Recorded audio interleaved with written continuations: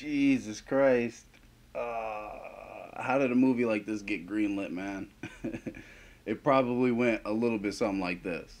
Excuse me, sir. We need a new idea for a movie. Oh, hold on, just a second. But, sir, we need an idea quick. There we go. Sorry, I was just responding to a text message that my youngest daughter sent me of just a little winking smiley face. Isn't that the darndest thing? You mean an emoji, sir? An emoji? What's up, guys? It's your boy Odie here with my review of the Emoji movie.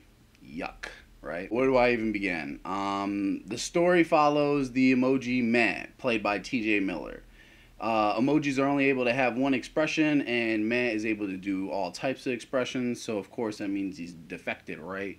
So he hunts down this hacker named Jailbreak, and now he's going to try to fix himself or something like that. And this all takes place within a high school freshman's phone. And yeah, that's the story.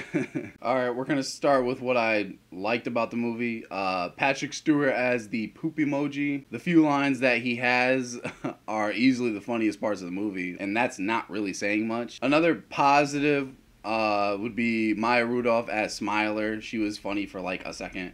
Her whole thing is that she's always smiling, and so even when she's being her bad self, she comes off as being crazy, which is funny, right?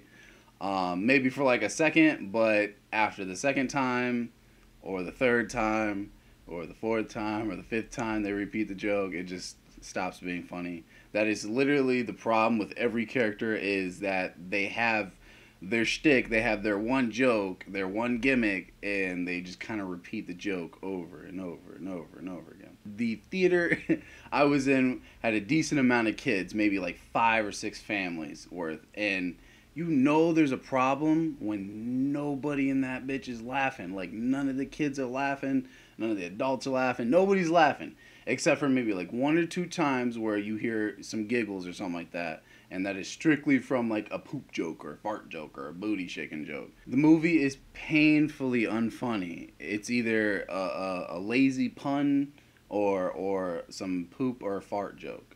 Movies like Inside Out and Wreck-It Ralph actually succeeded in their crazy premises. You know, what happens in the inside of the human mind? What happens when a video game character is off the clock? You know, stuff like that.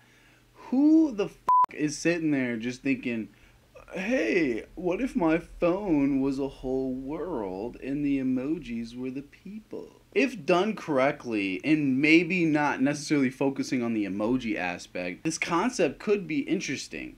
The movie is really faced with an identity crisis. It wants to be clever, but it fails to do anything remotely interesting or original. It wants and tries to be edgy, but forgets that it's a kid's movie. I think a lot, not all, but a lot of the problems in this movie could have been fixed if it was at least PG-13. When your movie is about the adventures some emojis have on a teenage boy's phone, there's bound to be some interesting ground to cover there. But the movie decides to play it safe and be as boring as it could possibly be. Oh, the ending to this movie, it hurts my brain. So this is a major spoiler warning. If you do not want the ending of this movie spoiled for you, go ahead and fast forward to the time I'll put in the description below.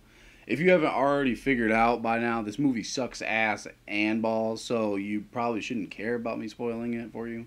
But for those 2 or 3 people that actually want to see this whack-ass movie, that's for you. So, again, if you're still here, that means you don't care about the ending being spoiled. So, here we go. So, throughout the movie, there's a looming threat of the boy taking his phone to basically have everything erased because he feels that it's defected or broke or something like that. And if the phone is erased, then that means all the emojis and stuff die. So, the phone is about to get erased. This is like the big climax, the big in moment. So Gene, the mad guy, he has to save the day. They can only send one more text out before everybody's gone. So he gets sent as a text message to the love interest girl, right? And he makes like a bunch of different faces as opposed to just doing one face. And that apparently was good enough to win over the girl or something. She stops, but she's like, oh my god, do you see this? And runs over to the guy and say, I shit you not, I like a guy who can make more than one emotion. What? What? That's how you win the girl? That's the moral of the story, is you want to make multiple emotions? You want to send multiple emojis? Like, what in the actual hell? And all of this is happening while his phone is still being deleted and everything. So it's still like at 95%. We're still left to believe that this phone is still being deleted. And he comes back, unplugs the phone from being deleted. Like, nope, I don't want to delete my stuff no more. And then everything goes back to normal. What?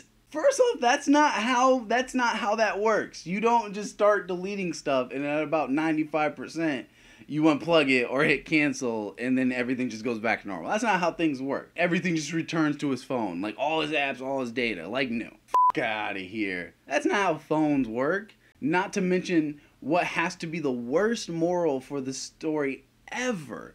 Just remember, kids, if that one girl in class isn't talking to you, it's because you aren't using enough emojis. Duh.